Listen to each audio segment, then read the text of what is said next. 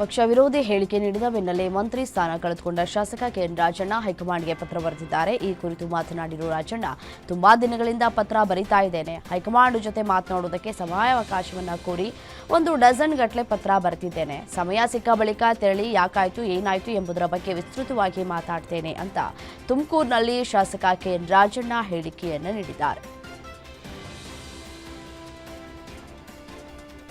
RSS ban ಕಿಚ್ಚು ಹೆಚ್ಚಾಗಿದ್ದು ಮಂಡ್ಯದಲ್ಲಿ ಬಿಜೆಪಿ ಕಾರ್ಯಕರ್ತರು ಸಿಡಿದೆದ್ದಿದ್ದಾರೆ. ಬಿಜೆಪಿ ಮುಖಂಡ ಸಿಟಿ ಮಂಜುನಾಥ್ ನೇತೃತ್ವದಲ್ಲಿ ಮಂಡ್ಯದ ಅಂಚೆ ಕಚೇರಿ ಬಳಿ ಐ ಲವ್ ಆರ್ಎಸ್ಎಸ್ ಪೋಸ್ಟರ್ ಅಭಿಯಾನ ಹಮ್ಮಿಕೊಂಡಿದ್ದು ಸಚಿವ ಪ್ರಿಯಾಂಕ್ ಖರ್ಗೆ ವಿರುದ್ಧ ಘೋಷಣೆ ಕೂಗಿ ಆಕ್ರೋಶವನ್ನ ಹೊರಹಾಕಿದ್ದಾರೆ. ಯಾರು ಭಾರತವನ್ನ ಪ್ರೀತಿಸುತ್ತಾರೋ ಅವರು ಆರ್ಎಸ್ಎಸ್ ಅನ್ನ ಪ್ರೀತಿಸುತ್ತಾರೆ ಅಂತ ಪ್ಲೇ ಕಾರ್ಡ್ ಹಿಡಿದು ಬಿಜೆಪಿ ಕಾರ್ಯಕರ್ತರು ಅಭಿಯಾನವನ್ನ ಮಾಡಿದ್ದಾರೆ.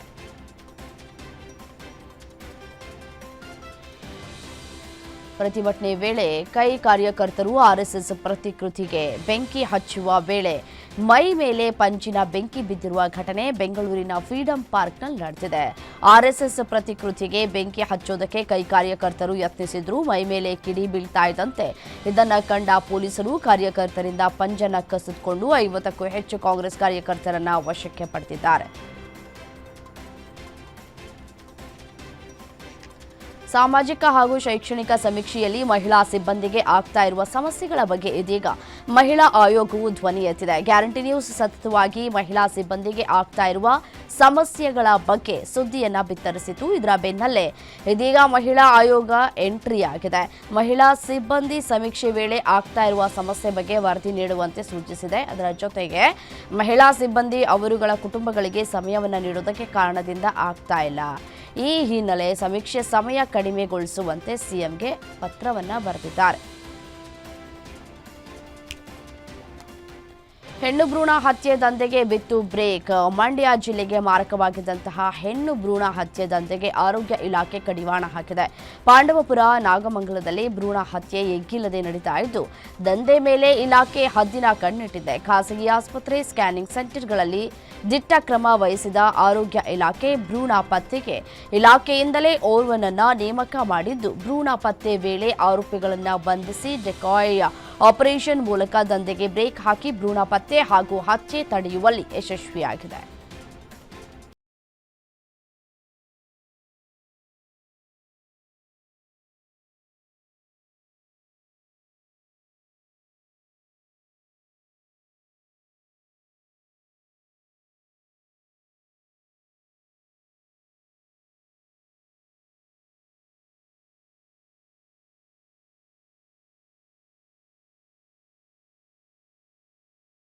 ಎಸ್ಐಟಿ ಅಧಿಕಾರಿಗಳು ಮತ್ತೆ ವಿಚಾರಣೆಗೆ ಒಳಪಡಿಸಿದ್ದಾರೆ.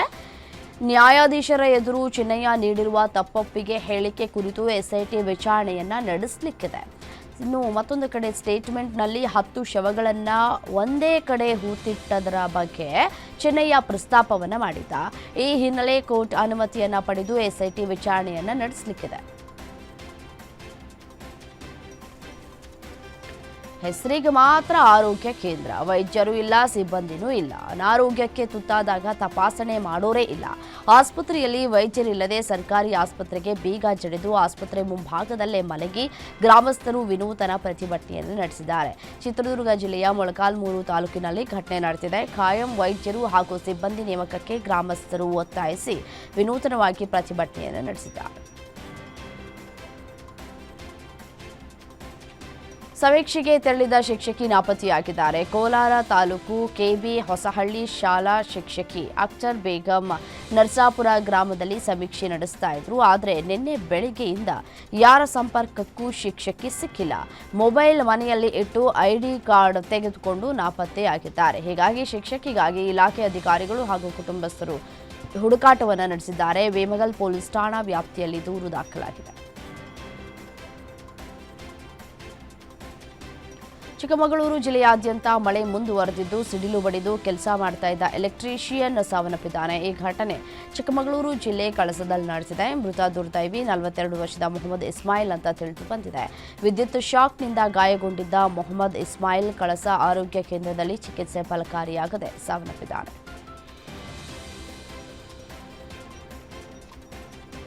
ಸರ್ಕಾರಿ ಶಾಲೆಯ ಮೇಲ್ಚಾವಣಿ ಕುಸಿದು ಭಾರತಿ ದುರಂತವೊಂದು ತಪ್ಪಿದೆ. ನೋಡಿ, ಭಾರಿ ದುರಂತವೊಂದು ತಪ್ಪಿರುವಂತಹದ್ದು ಕಲಬುರಗಿ ಜಿಲ್ಲೆ ಚಿತ್ತಾಪುರ ತಾಲೂಕಿನ ವಾಡಿ ಪಟ್ಟಣದಲ್ಲಿ ಮೇಲ್ಛಾವಣಿ ಕುಸಿತದಿಂದ ಪೀಠೋಪಕರಣಗಳು ಪುಡಿಯಾಗಿದ್ದು, ಶಾಲೆಯಲ್ಲಿ 2 ದಿನಗಳಿಂದ LLF ಶಿಕ್ಷಕರ ತರಬೇತಿ ಸಭೆ ನಡೀತಾ ಇದ್ದು, ಕೆಲ ಶಿಕ್ಷಕರು ಸಭೆಗೆ ಹಾಜರು ಇದ್ದಾಗಲೇ ಘಟನೆ ಸಂಭವಿಸಿದ್ದು, ಅದೃಷ್ಟವಶಾತ್ ಶಿಕ್ಷಕರು ಪ್ರಾಣಾಪಾಯದಿಂದ ಪಾರಾಗಿದ್ದಾರೆ. ಶಾಲಾ ಕಟ್ಟಡ ಡೆಮೊಲಿಷನ್ಗೆ ಮನವಿ ಮಾಡಿದರೂ ಅಧಿಕಾರಿಗಳು ನಿರ್ಲಕ್ಷ್ಯ ತೋರ್ತಾ ಇದ್ದು, ಪೋಷಕರಲ್ಲಿ ಆತಂಕವನ್ನು ಮೂಡಿಸಿದೆ.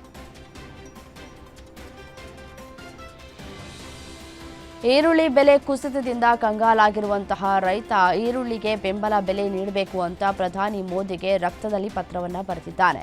ವಿಜಯನಗರ ಜಿಲ್ಲೆ ಹಡಗಲಿ ತಾಲೂಕಿನ ಉತ್ತಂಗಿ ಗ್ರಾಮದ ಬೆಳೆಗಾರರ ಸಂಘದ ರಾಜ್ಯಾಧ್ಯಕ್ಷ ಸಿದ್ದೇಶ್ ಎಂಬ ರೈತ ಪ್ರಧಾನಿಗೆ ಪತ್ರವನ್ನು ಬರೆದಿದ್ದಾನೆ. ನಿರಂತರ ಮಳೆಗೆ ಕೆಲವು ಬೆಳೆ ಹಾನಿಯಾಗಿದೆ. ಕೆಲವು ಕಡೆ ಉತ್ತಮ ಬೆಳೆ ಬಂದರೂ ಮಾರುಕಟ್ಟೆಯಲ್ಲಿ ದರವಿಲ್ಲ. ಬಹುತೇಕ ರೈತರು ಹೊಲದಲ್ಲಿಯೇ ಬೆಳೆ ಬಿಟ್ಟು ನಾಶ ಮಾಡ್ತಾ ಇದ್ದಾರೆ ಅಂತ ಜಿಲ್ಲಾ ಅಧಿಕಾರಿಗಳ ಮೂಲಕ ಪ್ರಧಾನಮಂತ್ರಿಗೆ ಮನವಿ ಪತ್ರವನ್ನು ಬರೆದಿದ್ದಾನೆ. ಬೀದರ್ ಜಿಲ್ಲೆ ಬಾಲ್ಕಿ ತಾಲೂಕಿನ ಖಾನಾಪುರ ಗ್ರಾಮದಲ್ಲಿ ಭೀಕರ ರಸ್ತೆ ಅಪಘಾತ ನಡೆದಿದೆ. ಭೀಕರ ರಸ್ತೆ ಅಪಘಾತದಲ್ಲಿ ಮಹಾರಾಷ್ಟ್ರ ಮೂಲದ 28 ವರ್ಷದ ಯೋಧ ಯೋಗೇಶ್ ಬಾಲಾಜಿ ಸ್ಥಳದಲ್ಲೇ ಸಾವನ್ನಪ್ಪಿದ್ದಾನೆ. ಹಿಂಬದಿ ಸವಾರನಿಗೆ ಗಂಭೀರವಾಗಿ ಗಾಯವಾಗಿದ್ದು, ಆಕ್ಸಿಡೆಂಟ್ನ ಭಯಾನಕ ದೃಶ್ಯ ಸಿಸಿಟಿವಿಯಲ್ಲಿ ಸೆರೆಯಾಗಿದೆ. ಬೆಂಗಳೂರಿನಲ್ಲಿ ಚಿರತೆ ಪ್ರತ್ಯಕ್ಷವಾಗಿದೆ. ಕುಂಬಳಗೋಡು ಬಳಿಯ ಕೆಂಪೇಗೌಡ ನಗರದಲ್ಲಿ ಚಿರತೆಯನ್ನ ಕಂಡು ಜನ ಬೆಚ್ಚಿಬಿದ್ದಿದ್ದಾರೆ. ಕಾಂಪೌಂಡ್ ಮೇಲೆ ರಾಜಾರೋಷವಾಗಿ ಓಡಾಡಿರೋ ಚಿರತೆಯನ್ನ ಸ್ಥಳೀಯರು ಮೊಬೈಲ್ನಲ್ಲಿ ಸೆರೆ ಹಿಡಿದಿದ್ದಾರೆ. ಇದರ ಜೊತೆ ಆನೇಕಲ್ ಬಳಿಯ ಹೊಸೂರಿನಲ್ಲೂ ಚಿರತೆ ಪ್ರತ್ಯಕ್ಷವಾಗಿದೆ. ಜನವಸತಿ ಪ್ರದೇಶದಲ್ಲಿ ಚಿರತೆ ರೌಂಡ್ಸ್ ನಡೆಸಿದ್ದು, ಬೀದಿ ನಾಯಿಗಳು ಬೊಗಳ್ತಾ ಇದ್ದಂತೆ ಕಾಂಪೌಂಡ್ ಹಾರಿದೆ. ಖಾಲಿ ಸೈಟ್ನ ಪೊದೆಯಲ್ಲಿದ್ದ ಚಿರತೆಯನ್ನ ಕಂಡು ಜನರು ಶಾಕ್ ಆಗಿದ್ದಾರೆ.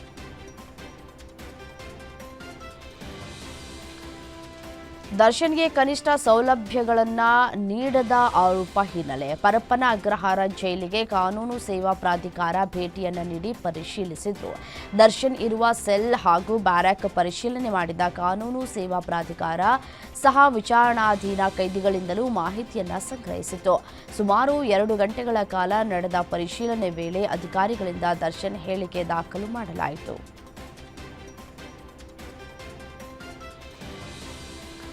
ಸಿಗ್ನಲ್ ಆಯಿತು, ಬಸ್ ನಿಲ್ದಾಣನೂ ಆಯಿತು. ಇದೀಗ ಮೆಟ್ರೋದಲ್ಲಿ ಭಿಕ್ಷುಕರು ಭಿಕ್ಷೆ ಬಿಡ್ತಾ ಇದ್ದಾರೆ. ಬೆಂಗಳೂರಿನ ನಮ್ಮ ಮೆಟ್ರೋದಲ್ಲಿ ವ್ಯಕ್ತಿಯೊಬ್ಬ ಭಿಕ್ಷೆ ಬೇಡಿರುವ ಘಟನೆ ನಡೆದಿದೆ. ಮಾಧವಾರ ಟು ಸಿಲ್ಕ್ ಬೋರ್ಡ್ನ ಹಸಿರು ಮಾರ್ಗ ಮೆಟ್ರೋ ರೈಲಿನಲ್ಲಿ ಭಿಕ್ಷೆ ಬೇಡ್ತಾ ಇರುವ ವಿಡಿಯೋ ವೈರಲ್ ಆಗಿದ್ದು, BMRCL ಮೆಟ್ರೋದಲ್ಲಿ ಭಿಕ್ಷಾಟನೆಗೆ ಅವಕಾಶ ನೀಡಿದಾ ಎಂಬ ಪ್ರಶ್ನೆ ಎದುರಾಗಿದೆ. ಬೆಂಗಳೂರಿನಲ್ಲಿ ನಿವೇಶನದಾರರಿಗೆ ರಾಜ್ಯ ಸರ್ಕಾರ ಗುಡ್ ನ್ಯೂಸ್ ನೀಡಿದೆ. 1,700 ವಿಸ್ತೀರ್ಣದೊಳಗಿನ ಸೈಟಲ್ಲಿ ನೆಲ 2 ಅಂತಸ್ತು ಕಟ್ಟಡಕ್ಕೆ OC ವಿನಾಯಿತಿ ನೀಡಿ ರಾಜ್ಯ ಸರ್ಕಾರ ಆದೇಶ ಹೊರಡಿಸಿದೆ. ಇತ್ತೀಚೆಗೆ ಸಚಿವ ಸಂಪುಟ ಸಭೆಯಲ್ಲಿ ಈ ಕುರಿತ ತೀರ್ಮಾನ ಆಗಿತ್ತು. ಗ್ರೇಟರ್ ಬೆಂಗಳೂರು ವ್ಯಾಪ್ತಿಯಲ್ಲಿ ಮನೆ ಕಟ್ಟೋದಕ್ಕೆ ನೆಲ ಪ್ಲಸ್ 2 ಅಂತಸ್ತು, ಸ್ಟೀಲ್ ಪ್ಲಸ್ 3 ಅಂತಸ್ತುಗಳಿಗೆ ವಿನಾಯಿತಿಯನ್ನು ನೀಡಿ ಸರ್ಕಾರ ಅಧಿಕೃತವಾಗಿ ಆದೇಶವನ್ನು ಹೊರಡಿಸಿದೆ.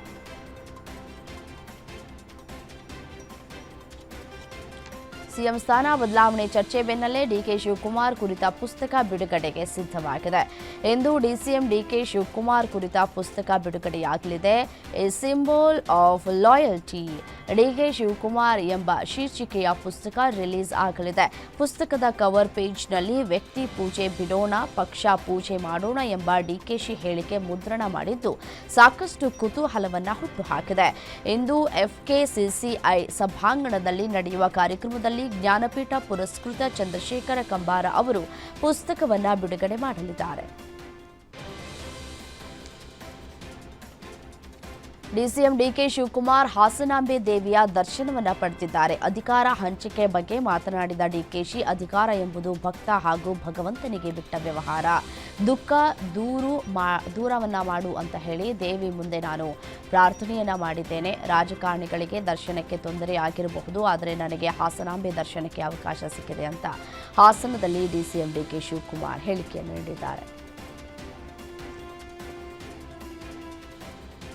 ಬಿಹಾರ ವಿಧಾನಸಭಾ ಚುನಾವಣೆಗೆ ಬಿಜೆಪಿಯ ಅಭ್ಯರ್ಥಿಗಳ ಮೊದಲ ಪಟ್ಟಿ ಪ್ರಕಟವಾಗಿದೆ. ಈ ಪಟ್ಟಿಯಲ್ಲಿ ಬಿಹಾರದ ವಿಧಾನಸಭಾ ಸ್ಪೀಕರ್ ನಂದಕಿಶೋರ್ ಯಾದವ್ ಅವರಿಗೆ ಟಿಕೆಟ್ ನೀಡಲಾಗಿಲ್ಲ. ಬಿಹಾರ ವಿಧಾನಸಭಾ ಚುನಾವಣೆಗೆ ಬಿಜೆಪಿ ತನ್ನ ಮೊದಲ 71 ಅಭ್ಯರ್ಥಿಗಳನ್ನು ಘೋಷಿಸಿದ್ದು 30 ಸ್ಥಾನಗಳನ್ನು ಇನ್ನೂ ಘೋಷಿಸಲಾಗಿಲ್ಲ. ಕಣಕ್ಕೆ ಇಳಿಯಲಿರುವಂತಹ ಪ್ರಮುಖ ನಾಯಕರಲ್ಲಿ ಮಂಗಲ್ ಪಾಂಡೆ, ರೇಣುದೇವಿ ಮತ್ತು ತಾರಕೇಶ್ವರ ಸಿಂಗ್ ಸೇರಿದ್ದಾರೆ. ಬಿಹಾರ ವಿಧಾನಸಭಾ ಚುನಾವಣೆ ಹತ್ತಿರದಲ್ಲೇ ಇದೆ. ಸೋಲು ಗೆಲುವಿನ ಲೆಕ್ಕಾಚಾರಗಳು ಜೋರಾಗಿ ನಡೀತಾ ಇದೆ. ಆದರೆ ಇಲ್ಲಿನ ವಿಶೇಷ ಏನಪ್ಪಾ ಅಂತಂದ್ರೆ ಇಲ್ಲಿ ಯಾವ ಪಕ್ಷವೂ ಕೂಡ 25% ಹೆಚ್ಚಿನ ಮತವನ್ನ ಪಡೆಯೋದಿಲ್ಲ. ಹೀಗಾಗಿ ಇಲ್ಲಿನ ಚುನಾವಣೆಯಲ್ಲಿ ಯಾರು ಯಾರ ಜೊತೆಗೆ ಇದ್ದಾರೆ ಎಂಬುದೇ ಮುಖ್ಯವಾಗುತ್ತೆ. ಅಂದ್ರೆ ಇಲ್ಲಿ ಮಂತ್ರಿಯೇ ಗೆಲುವನ್ನ ನಿರ್ಧರಿಸುತ್ತದೆ.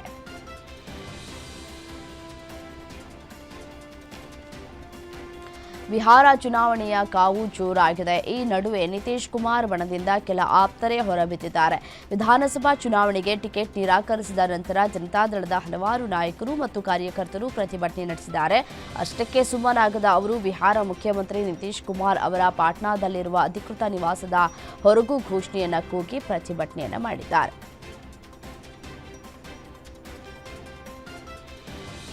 ನಟ ಹಾಗೂ ಕೇಂದ್ರ ಸಚಿವ ಸುರೇಶ್ ಗೋಪಿ ತಮ್ಮ ಸಚಿವ ಸ್ಥಾನವನ್ನು ತ್ಯಜಿಸಿ ಪುನಃ ಸಿನಿಮಾ ರಂಗಕ್ಕೆ ಮರಳುವುದಕ್ಕೆ ಬಯಸಿರುವುದನ್ನು ಬಾಲಿವುಡ್ ನಟಿ ಮತ್ತು ಬಿಜೆಪಿ ಸಂಸದೆಯಾಗಿರುವ ಕಂಗನಾ ರನಾವತ್ ಬೆಂಬಲಿಸಿದ್ದಾರೆ.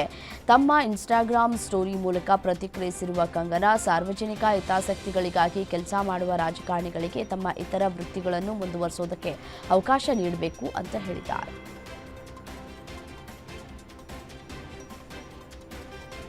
ಪಶ್ಚಿಮ ಬಂಗಾಳದಲ್ಲಿ ಹೆಣ್ಣು ಮಕ್ಕಳಿಗೆ ಸೂಕ್ತ ಭದ್ರತೆ ಇಲ್ಲ ಅಂತ ಪ್ರಮುಖ ರಾಜಕೀಯ ನಾಯಕರೇ ಡಂಗೂರ ಸಾರ್ತಾ ಇದ್ದಾರೆ.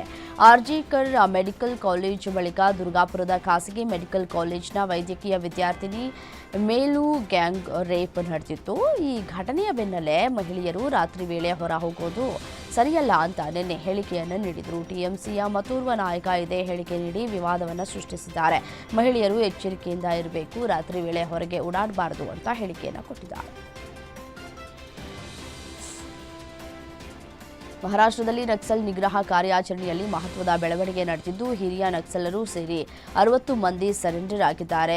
ಗಡ್ಚಿರೋಲಿಯಲ್ಲಿ ಹಿರಿಯ ನಕ್ಸಲೀಯ ನಾಯಕ ಭೂಪತಿ ಸೇರಿ 60 ಮಂದಿ ಪೊಲೀಸರಿಗೆ ಶರಣಾಗಿದ್ದಾರೆ. ಪ್ರಮುಖ ನಕ್ಸಲ್ ನಾಯಕ ಮಲ್ಲೋಜುಲಾ ವೇಣುಗೋಪಾಲ್ ಅಲಿಯಾಸ್ ಭೂಪತಿ ಶಸ್ತ್ರಾಸ್ತ್ರ ತ್ಯಜಿಸಿ ತನ್ನ ಜೊತೆ 60 ಕಾರ್ಯಕರ್ತರ ಜೊತೆ ಪೊಲೀಸರ ಮುಂದೆ ಶರಣಾಗಿದ್ದಾರೆ. ಕೇರಳದಲ್ಲಿ ಹಿಜಾಬ್ ವಿವಾದ ಭಾರಿ ಸದ್ದು ಮಾಡ್ತಾ ಇದೆ. ಹಿಜಾಬ್ ಅನ್ನು ಧರಿಸಿ ಶಾಲೆಗೆ ಬಂದಿದ್ದಂತಹ ವಿದ್ಯಾರ್ಥಿನಿಗೆ ಪ್ರವೇಶ ನಿರಾಕರಿಸಿದ್ದು ಬಳಿಕ ಭಾರಿ ಹೈಡ್ರಾಮಾ ನಡೆದು ಕ್ಯಾಥೋಲಿಕ್ ಶಾಲೆಗೆ 2ನೇ ದಿನ ಬೀಗ ಹಾಕಲಾಗಿದೆ. ಕೊಚ್ಚಿಯ ಪಲ್ಲು ವೃತ್ತಿಯಲ್ಲಿ ಇರುವಂತಹ ಲ್ಯಾಟಿನ್ ಕ್ಯಾಥೋಲಿಕ್ ಚರ್ಚ್ ನಡೆಸ್ತಾ ಇರುವ ಸೆಂಟ್ ರೀಟಾ ಪಬ್ಲಿಕ್ ಶಾಲೆಯಲ್ಲಿ ಈ ಘಟನೆ ನಡೆದಿದೆ. ಪರಿಸ್ಥಿತಿಯ ಉದ್ವಿಗ್ನತೆ ಹೆಚ್ಚಾಗ್ತಾ ಇದ್ದಂತೆ ಕ್ಯಾಥೋಲಿಕ್ ಸ್ಕೂಲ್ಗೆ 2 ದಿನಗಳ ಕಾಲ ರಜೆ ಘೋಷಣೆ ಮಾಡಲಾಗಿದೆ. ಶಾಲೆಗೆ ಪೊಲೀಸ್ ರಕ್ಷಣೆ ನೀಡುವಂತೆ ಕೇರಳ ಹೈಕೋರ್ಟ್ ಆದೇಶಿಸಿದೆ.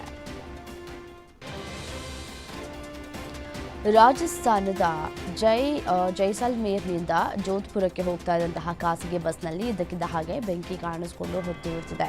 ದುರಂತದಲ್ಲಿ 3 ಮಕ್ಕಳು 4 ಮಹಿಳೆಯರು ಸೇರಿ ಸುಮಾರು 15 ಪ್ರಯಾಣಿಕರು ಮೃತಪಟ್ಟಿದ್ದಾರೆ. ಇನ್ನು 15ಕ್ಕೂ ಹೆಚ್ಚು ಮಂದಿ ಗಂಭೀರವಾಗಿ ಗಾಯಗೊಂಡಿದ್ದು ಸ್ಥಳೀಯ ಆಸ್ಪತ್ರೆಯಲ್ಲಿ ಚಿಕಿತ್ಸೆಯನ್ನು ಪಡೆದುಕೊಳ್ತಾ ಇದ್ದಾರೆ. ಸಲ್ಮೇರ್ ಜೋಧ್ಪುರ ಹೆದ್ದಾರಿಯ ತಯಾತ್ ಗ್ರಾಮದ ಬಳಿ ದುರಂತ ಸಂಭವಿಸಿದೆ.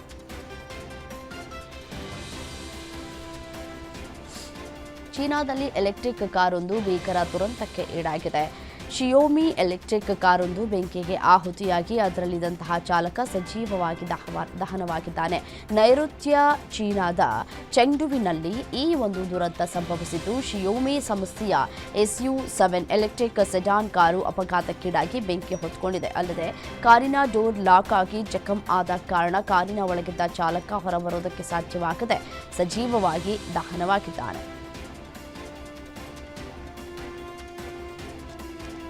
ಅಧಿಕಾರಿಗಳ ಅನುಮತಿ ಇಲ್ಲದೆ ಆವರಣದಲ್ಲಿ ಮಾಂಸಾಹಾರಿ ಪಾರ್ಟಿ ಆಯೋಜಿಸಿದ್ದ ಆರೋಪದ ಮೇಲೆ ಸರ್ಕಾರಿ ಶಾಲೆಯ ಪ್ರಾಂಶುಪಾಲರನ್ನ ಅಮಾನತುಗೊಳಿಸಲಾಗಿದೆ ಅಂತ ಅಧಿಕಾರಿಯೊಬ್ಬರು ತಿಳಿಸಿದ್ದಾರೆ.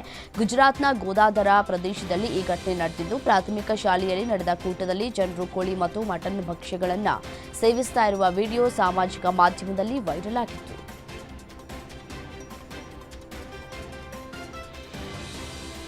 ಒಬ್ಬ ಮಹಿಳೆಯು ತನ್ನ ಪತಿಯು ಆತನ ಗೆಳತಿಯೊಂದಿಗೆ ಶಾಪಿಂಗ್ ಮಾಡ್ತಾ ಇರುವಾಗ ರೆಡ್ ಹ್ಯಾಂಡ್ ಆಗಿ ಸಿಕ್ಕಿಬಿದ್ದಿದ್ದಾರೆ. ಮಧ್ಯಪ್ರದೇಶದ ಇಂದೋರ್ನ ನಂದಾನಗರ ಪ್ರದೇಶದಲ್ಲಿ ಘಟನೆ ನಡೆದಿದೆ. ಕರ್ವಾ ಚೌತ್ ಮುನ್ನಾ ದಿನದಂದು ಒಬ್ಬ ಮಹಿಳೆಯು ತನ್ನ ಪತಿಯು ಆತನ ಗೆಳತಿಯೊಂದಿಗೆ ಶಾಪಿಂಗ್ ಮಾಡ್ತಾ ಇರುವಾಗ ರೆಡ್ ಹ್ಯಾಂಡ್ ಆಗಿ ಸಿಕ್ಕಿಬಿದ್ದಿದ್ದಾರೆ. ಇದರ ವಿಡಿಯೋ ಸಾಮಾಜಿಕ ಮಾಧ್ಯಮದಲ್ಲಿ ವೈರಲ್ ಆಗಿದೆ. ರೈಲ್ವೆ ನಿಲ್ದಾಣದಲ್ಲಿ ಆರೋಪಿಯನ್ನ ಪೊಲೀಸರು ಹಿಡಿದುಕೊಂಡು ಹೋಗ್ತಾ ಇದ್ದಾಗ ಹಿಂದಿನಿಂದ ಶ್ವಾನವು ಆ ವ್ಯಕ್ತಿಯ ಮೇಲೆ ದಾಳಿ ನಡೆಸಿ ಕಚ್ಚಿದೆ. ಆಘಾತ ಮತ್ತು ಗೊಂದಲದಿಂದ ಪೊಲೀಸ್ ಅಧಿಕಾರಿ ಮತ್ತು ಆ ವ್ಯಕ್ತಿ ಇಬ್ಬರು ಒಂದು ಕ್ಷಣ ಸ್ತಬ್ಧರಾಗಿದ್ದಾರೆ. ಸಾಮಾಜಿಕ ಮಾಧ್ಯಮದಲ್ಲಿ ವಿಡಿಯೋ ವೈರಲ್ ಆಗಿದೆ.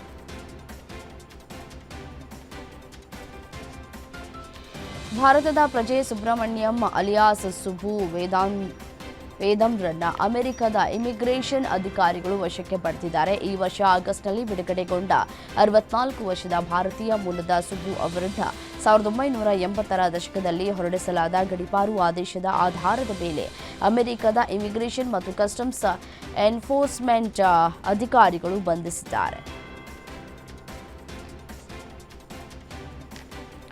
ರೈಲಿನ ಮೇಲೆ ಕಲ್ಲು ತೂರಿದ್ದರಿಂದ ಓರ್ವ ಪ್ರಯಾಣಿಕ ಗಾಯಗೊಂಡ ಘಟನೆ ಕೇರಳದ ಕಣ್ಣೂರಿನಲ್ಲಿ ನಡೆದಿದೆ.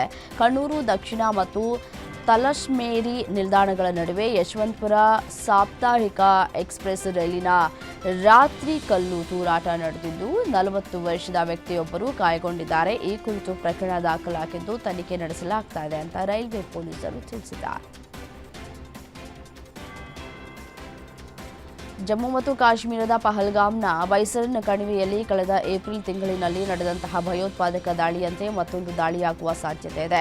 ಪಹಲ್ಗಾಮ್ನಲ್ಲಿ ಏಪ್ರಿಲ್ 22ರಂದು ಭಯೋತ್ಪಾದಕ ದಾಳಿಯಂತೆ ಮತ್ತೊಂದು ದಾಳಿ ನಡೆಸೋದಕ್ಕೆ ಪಾಕಿಸ್ತಾನ ಪ್ರಯತ್ನಿಸಬಹುದು ಅಂತ ಹೇಳಿರುವ ಮನೋಜ್ ಕುಮಾರ್ ಕಟಿಯಾರ್ ಗಡಿಯಾಚೆಯಿಂದ ನಡೆಯುವ ಯಾವುದೇ ಹೊಸ ದಾಳಿಗೆ ಭಾರತ ಬಲವಾದ ಪ್ರತಿಕ್ರಿಯೆ ನೀಡೋದಕ್ಕೆ ಸಿದ್ಧವಾಗಿದೆ ಅಂತ ಎಚ್ಚರಿಸಿದ್ದಾರೆ. ಆಂಧ್ರ ಪ್ರದೇಶದಲ್ಲಿ ದೈತ್ಯ ಡೇಟಾ ಸೆಂಟರ್ ಮತ್ತು ಕೃತಕ ಬುದ್ಧಿಮತ್ತೆ ನೆಲೆಯನ್ನ ಸ್ಥಾಪಿಸುವುದಾಗಿ ಗೂಗಲ್ ಘೋಷಿಸಿದೆ. ಮುಂದಿನ 5 ವರ್ಷಗಳಲ್ಲಿ ಭಾರತದಲ್ಲಿ $15 ಬಿಲಿಯನ್ ಹೂಡಿಕೆ ಮಾಡುವುದಾಗಿ ತಿಳಿಸಿದೆ. ಇದು ಅಮೆರಿಕದ ಹೊರಗೆ ಜಗತ್ತಿನ ಎಲ್ಲಿಯಾದರೂ ನಾವು ಹೂಡಿಕೆ ಮಾಡಲಿರುವ ಅತಿದೊಡ್ಡ ಎಐ ಕೇಂದ್ರವಾಗಿದೆ ಅಂತ Google cloud CEO Thomas Kurian ತಿಳಿಸಿದ್ದಾರೆ. ಮಧ್ಯಪ್ರದೇಶದಲ್ಲಿ ಕೊಲ್ಡ್ರೀಫ್ ಕೆಮ್ಮಿನ ಸಿರಫ್ ಕುಡಿದು 22 ಮಕ್ಕಳು ದಾರುಣವಾಗಿ ಸಾವನ್ನಪ್ಪಿದ್ರು. ದುರಂತ ಘಟನೆ ಬೆನ್ನಲ್ಲೇ ವಿಶ್ವ ಆರೋಗ್ಯ ಸಂಸ್ಥೆ ಎಚ್ಚರಿಕೆ ಸಂದೇಶ ರವಾನೆ ಮಾಡಿದೆ. ಭಾರತದಲ್ಲಿ ಗುರುತಿಸಲಾದ ಕೆಮ್ಮಿನ ಸಿರಪ್ಗಳಾದ ಕೋಲ್ಡ್ರೀಫ್, ರೆಸ್ಪಿಫ್ರೆಶ್ ಟಿಆರ್ ಮತ್ತು ರಿಲೈಫ್ಗಳ ಬಗ್ಗೆ WHO ಎಚ್ಚರಿಕೆ ನೀಡಿದೆ. ಈ ಸಿರಪ್ಗಳು ತಮ್ಮ ದೇಶದಲ್ಲಿ ಪತ್ತೆಯಾದರೆ ತಕ್ಷಣ ತಿಳಿಸುವಂತೆ ವಿಶ್ವದಾದ್ಯಂತ ರಾಷ್ಟ್ರೀಯ ನಿಯಂತ್ರಕ ಅಧಿಕಾರಿಗಳಿಗೆ ಕರೆ ನೀಡಿದೆ.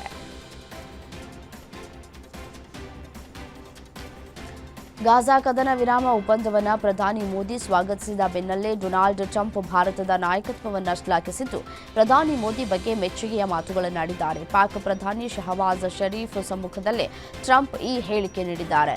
ಜಿಫ್ಟ್ ನಗರದಲ್ಲಿ ವಿಶ್ವ ನಾಯಕರ ಶೃಂಗಸಭೆಯನ್ನ ಉದ್ದೇಶಿಸಿ ಮಾತನಾಡಿದ ಟ್ರಂಪ್, ಭಾರತ ಒಂದು ಅದ್ಭುತ ದೇಶವಾಗಿದ್ದು ನನ್ನ ಒಬ್ಬ ಆತ್ಮೀಯ ಸ್ನೇಹಿತ ಉನ್ನತ ಸ್ಥಾನದಲ್ಲಿದ್ದು ಮುನ್ನಡೆಸ್ತಾ ಇದ್ದಾರೆ. ಅವರು ಅದ್ಭುತ ಕೆಲಸ ಮಾಡಿದ್ದಾರೆ ಅಂದರು.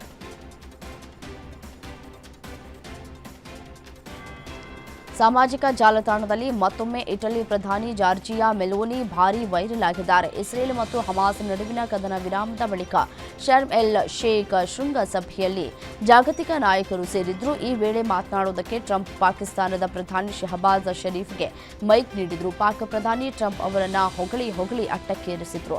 ಶಹಬಾಜ್ ಅವರ ಹಿಂದೆಯೇ ನಿಂತಿದ್ದ ಇಟಲಿ ಪ್ರಧಾನಿ ಮೆಲೋನಿ ಇದನ್ನೆಲ್ಲ ಬಿಟ್ಟ ಕಣ್ಣು ಮುಚ್ಚದಂತೆ ಬಾಯಿ ಮೇಲೆ ಕೈ ಇಟ್ಕೊಂಡು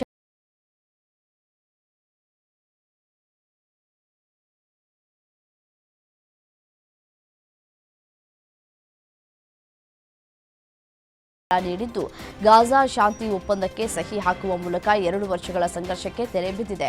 ರಿಯಾಕ್ಷನ್ ಕ್ವೀನ್ ಇಟಲಿಯ ಪ್ರಧಾನಿ ಜಾರ್ಜಿಯಾ ಮೆಲೋನಿ ಮತ್ತೊಮ್ಮೆ ಸೆನ್ಸೇಷನ್ ನೆಚ್ಚಿನ ತಾರೆಯಾಗಿ ಹೊರಹೊಮ್ಮಿದ್ದಾರೆ. ಈಜಿಪ್ಟ್ನ ಶರ್ಮ್ ಎಲ್ ಶೇಖ್ನಲ್ಲಿ ನಡೆದ ಗಾಜಾ ಶಾಂತಿ ಶೃಂಗಸಭೆಯಲ್ಲಿ ಕ್ಯಾಮೆರಾದಲ್ಲಿ ಸೆರೆಸಿಕ್ಕ ಮೆಲೋನಿ ಅವರ ಆಕ್ಷನ್ಗಳು ಸೋಷಿಯಲ್ ಮೀಡಿಯಾಗಳಲ್ಲಿ ಭಾರೀ ವೈರಲ್ ಆಗಿವೆ.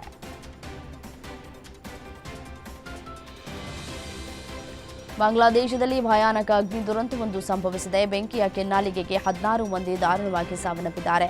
ಈ ಘಟನೆ ಬಾಂಗ್ಲಾದ ಢಾಕಾದಲ್ಲಿರೋ ಗಾರ್ಮೆಂಟ್ಸ್ ಫ್ಯಾಕ್ಟರಿಯಲ್ಲಿ ನಡೆದಿದ್ದು, ಬೆಂಕಿ ನಂದಿಸೋದಕ್ಕೆ ಅಗ್ನಿಶಾಮಕ ಸಿಬ್ಬಂದಿ ಪರದಾಟವನ್ನು ನಡೆಸಿದ್ದಾರೆ.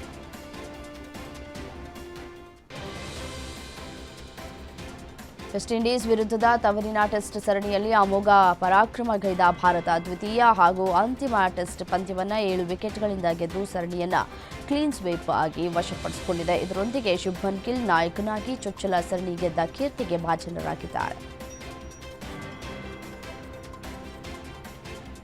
ಅಕ್ಟೋಬರ್ 19ರಿಂದ ಪ್ರಾರಂಭವಾಗುವ 3 ಪಂದ್ಯಗಳ ಏಕದಿನ ಸರಣಿಗಾಗಿ ತಂಡದ ಸದಸ್ಯರೊಂದಿಗೆ ಆಸ್ಟ್ರೇಲಿಯಾಕ್ಕೆ ತೆರಳುವ ಒಂದು ದಿನ ಮೊದಲು ಭಾರತದ ಮಾಜಿ ನಾಯಕ ವಿರಾಟ್ ಕೊಹ್ಲಿ ನವದೆಹಲಿಗೆ ಬಂದರು. ಕೊಹ್ಲಿ ವಿಮಾನ ನಿಲ್ದಾಣದಿಂದ ಹೊರಟು ಬರ್ತಾ ಇರುವ ಫೋಟೋಗಳು ಸಾಮಾಜಿಕ ಜಾಲತಾಣದಲ್ಲಿ ವೈರಲ್ ಆಗಿದ್ದು, ಅವರ ಅಭಿಮಾನಿಗಳು ಸಂತಸವನ್ನು ವ್ಯಕ್ತಪಡಿಸಿದ್ದಾರೆ.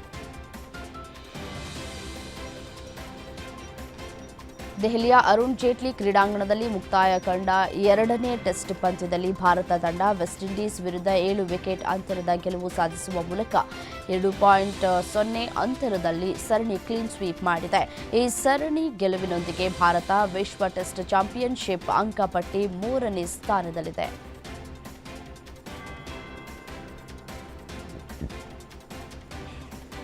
ಹೊಸ ಬ್ಯಾಟಿಂಗ್ ಕ್ರಮಾಂಕಕ್ಕೆ ತಾನು ಹೊಂದಿಕೊಂಡಿರೋದರ ಶ್ರೇಯ team India head coach Gautam ಗಂಭೀರ್ಗೆ ಸಲ್ಲಬೇಕು ಅಂತ ಸ್ಟಾರ್ ಆಲ್ರೌಂಡರ್ ರವೀಂದ್ರ ಜಡೇಜಾ ತಿಳಿಸಿದ್ದಾರೆ. 6ನೇ ಕ್ರಮಾಂಕಕ್ಕೆ ಹೋಗಿದ್ದರಿಂದ ಪೂರ್ಣ ಪ್ರಮಾಣದ ಬ್ಯಾಟ್ಸ್ಮನ್ ರೀತಿ ಯೋಚನೆ ಮಾಡಬೇಕು ಅಂತ ಗಂಭೀರ್ ತಿಳಿಸಿದ್ದಾರೆ ಎಂಬ ಮಾತನ್ನ ಎಡಗೈ ಬ್ಯಾಟ್ಸ್ಮನ್ ರಿವೀಲ್ ಮಾಡಿದ್ದಾರೆ.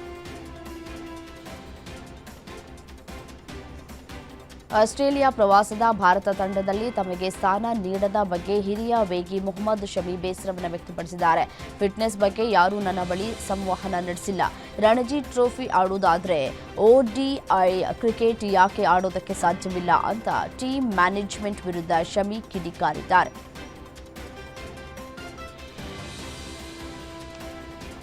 ವೆಸ್ಟ್ ಇಂಡೀಸ್ ವಿರುದ್ಧದ ಬೃಹತ್ ಟೆಸ್ಟ್ ಸರಣಿ ಗೆಲುವಿನ ನಂತರ ಭಾರತ ಇತಿಹಾಸವೊಂದನ್ನು ನಿರ್ಮಿಸಿದೆ. 147 ವರ್ಷಗಳ ಟೆಸ್ಟ್ ಕ್ರಿಕೆಟ್ ಇತಿಹಾಸದಲ್ಲಿ ಟೆಸ್ಟ್ ಪಂದ್ಯವನ್ನು ಸೋಲದೆ ತಂಡವೊಂದರ ವಿರುದ್ಧ ಸತತ 10 ಟೆಸ್ಟ್ ಸರಣಿಗಳನ್ನು ಗೆದ್ದ ವಿಶ್ವದ ಮೊದಲ ತಂಡ ಎಂಬ ಹೆಗ್ಗಳಿಕೆಗೆ ಪಾತ್ರವಾಯಿತು. ರಾಜಕೀಯ ನಾಯಕರಲ್ಲಿ ಪ್ರಧಾನಿ ಮೋದಿ ನನ್ನ ನೆಚ್ಚಿನ ಮುಖಂಡ. ನನಗೆ ರಾಜಕೀಯದಲ್ಲಿ ಯಾವುದೇ ಆಸಕ್ತಿ ಇಲ್ಲ. ಯಾವತ್ತಾದರೂ ರಾಜಕೀಯದ ಬಗ್ಗೆ ಆಸಕ್ತಿ ಬಂದರೆ ನೋಡೋಣ ಅಂತ ಬ್ಯಾಡ್ಮಿಂಟನ್ ಸ್ಟಾರ್ ಸೈನಾ ನೆಹ್ವಾಲ್ ಹೇಳಿದ್ದಾರೆ. ಉಡುಪಿಯಲ್ಲಿ ಮಾತನಾಡಿದ ಅವರು, ನನಗೆ ಮೋದಿಯವರ ಚಿಂತನೆ ತುಂಬಾ ಇಷ್ಟ. ಕೆಲವೊಮ್ಮೆ ಅವರ ಕಾರ್ಯಕ್ರಮಗಳಿಗೆ ತೆರಳಿ ನಾನು ಬೆಂಬಲಿಸ್ತೇನೆ ಅಂತ ಹೇಳಿಕೆಯನ್ನು ಕೊಟ್ಟಿದ್ದಾರೆ. ರಾಜಕೀಯ ತುಂಬಾ ಸುಲಭ ಅಂತ ಹೇಳಿ ಭಾವಿಸ್ತಾರೆ, ಆದರೆ ಅದು ನಾವು ಊಹಿಸಿದಷ್ಟು ಸುಲಭವಲ್ಲ ಅಂತ ಸೈನಾ ಹೇಳಿದ್ದಾರೆ. ಧರ್ಮಂ ಚಿತ್ರದ ನೀನೇ ತಂದ ಒಲವ ಒಡವೆ ಎಂಬ ಮೆಲೋಡಿ ಹಾಡು ಬಿಡುಗಡೆಯಾಗಿ ಸಖತ್ ರೆಸ್ಪಾನ್ಸ್ ಪಡೆದುಕೊಳ್ತಾ ಇದೆ. ನೋಡಿ, ಮತ್ತೊಂದು ಕಡೆ ನಾಗಮುಖ ಆಕ್ಷನ್ ಕಟ್ ಹೇಳಿದ್ದು SK ರಾಮಕೃಷ್ಣ ನಿರ್ಮಾಣ ಮಾಡಿದ್ದಾರೆ. ಸಿನಿಮಾದಲ್ಲಿ ಶಶಿ ನಾಯಕನಾಗಿ ಕಾಣಿಸಿಕೊಂಡಿದ್ರೆ ನಟಿ ವರ್ಣಿಕಾ ಶೆಟ್ಟಿ ನಾಯಕಿಯಾಗಿ ಕಾಣಿಸಿಕೊಂಡಿದ್ದಾರೆ. ಇನ್ನು ಮಲೆಮಹದೇಶ್ವರ ಬೆಟ್ಟಕ್ಕೆ ಭೇಟಿ ನೀಡಿ ಆಶೀರ್ವಾದ ಪಡೆದು ಸಿನಿಮಾದ ಸಾಂಗ್ ಅನ್ನ ನಿರ್ದೇಶಕ ಆರ್ ಚಂದ್ರು ರಿಲೀಸ್ ಮಾಡಿ ತಮ್ಮ ತಾಜ್ ಮಹಲ್ ಸಿನಿಮಾದ ಮೆಲುಕು ಹಾಕಿದ್ದಾರೆ. ನಾಗಮುಖ ನಿರ್ದೇಶನದ ಜೊತೆಗೆ ನಾಗಶೆಟ್ಟಿ ಕ್ಯಾಮ್ರಾ ಕೈ ಚಳಕ, ಸರವಣ ಸಂಗೀತ ಕೇಳುಗರನ್ನ ಮೋಡಿ ಮಾಡಿದೆ.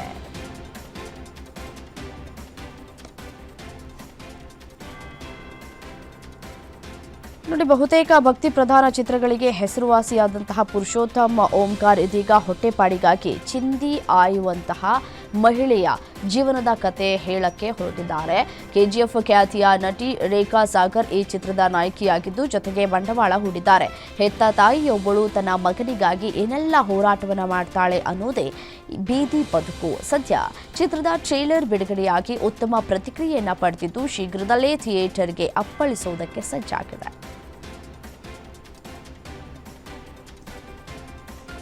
ಕರುನಾಡಿನ ಹೆಮ್ಮೆಯ ಚಲನಚಿತ್ರ ಕಾಂತಾರ ಚಾಪ್ಟರ್ 1 ಗಲ್ಲಾಪೆಟ್ಟಿಗೆಯಲ್ಲಿ ಹೊಸ ಇತಿಹಾಸವನ್ನು ಸೃಷ್ಟಿಸಿದೆ. ಬಿಡುಗಡೆಯಾದ ಕೇವಲ 11 ದಿನಗಳಲ್ಲಿ ವಿಶ್ವದಾದ್ಯಂತ ಈ ಚಿತ್ರ 655 ಕೋಟಿಗೂ ಹೆಚ್ಚು ಗಳಿಕೆ ಮಾಡಿದ್ದು ಕರ್ನಾಟಕದಲ್ಲಿ 191 ಕೋಟಿಗೂ ಅಧಿಕ ಕಲೆಕ್ಷನ್ ಮಾಡಿದೆ. ಈ ಮೂಲಕ ಇದು ಕರ್ನಾಟಕದಲ್ಲಿ ಅತಿ ಹೆಚ್ಚು ಗಳಿಕೆ ಮಾಡಿದ ಚಿತ್ರ ಎಂಬ ಹೆಗ್ಗಳಿಕೆಗೆ ಪಾತ್ರವಾಗಿದೆ. ಅಕ್ಟೋಬರ್ 29ಕ್ಕೆ ಪುನೀತ್ ರಾಜ್ಕುಮಾರ್ ನಿಧನರಾಗಿ 4 ವರ್ಷ ಕಳೆಯಲಿದೆ. ಹೀಗಾಗಿ ಇದೀಗ ಅಶ್ವಿನಿ ಪುನೀತ್ ರಾಜ್ಕುಮಾರ್ ಅವರು ಅಪ್ಪು ಸ್ಮರಣೆಯಲ್ಲಿ ಜನಸ್ನೇಹಿ ಅಪ್ಲಿಕೇಶನ್ ಒಂದನ್ನು ಲೋಕಾರ್ಪಣೆ ಮಾಡುವುದಕ್ಕೆ ಸಿದ್ಧರಾಗಿದ್ದಾರೆ.